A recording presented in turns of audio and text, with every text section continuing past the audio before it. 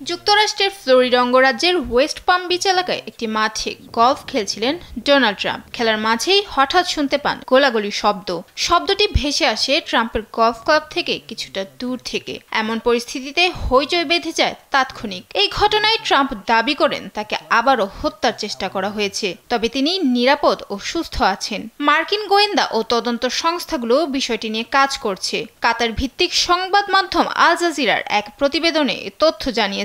প্রতিবেদন থেকে জানা যায়, স্থানীয় সময় রোববার ফ্লোরিডায় অবস্থিত ট্রাম্পের নিজস্ব গলফ কোর্টে এ হামলা করা হয়। এই ঘটনার পর মার্কিন কেন্দ্রীয় তদন্ত সংস্থা FBI জানিয়েছে ট্রাম্পের উপর হত্যা চেষ্টার বিষয়টি তদন্ত করা হচ্ছে। জীবনকে উপভোগ করার সব আয়োজনকে একটি নিশ্চিন্ত কমিউনিটি লিভিং নিশ্চিত করছে রূপায়ণ সিটি উত্তরা। পরে FBI, সিক্রেট সার্ভিস ও স্থানীয় প্রশাসন একটি যৌথ সংবাদ সম্মেলনে বলেন, ট্রাম্প যখন গলফ খেলছিলেন তখন সেখানে একজন সিক্রেট সার্ভিস এজেন্ট উপস্থিত ছিলেন। তিনি ঘটনাস্থলের কাছাকাছি আগ্নেয়াস্ত্র সহ একজন ব্যক্তিকে দেখতে পেয়েছিলেন। পাম বিচ কাউন্টি শেরিফ রিক ব্র্যাডশ বলেছেন, সন্দেহভাজন ব্যক্তি ট্রাম্পের কাছ থেকে 400 থেকে 500 গজ দূরে ছিল এবং মনে হচ্ছে তিনি নিজেই গুলি করতে চেয়েছিলেন। তবে গুলি চালানোর পর সন্দেহভাজন ব্যক্তি একটি কালো গাড়িতে জঙ্গলে পালিয়ে যান।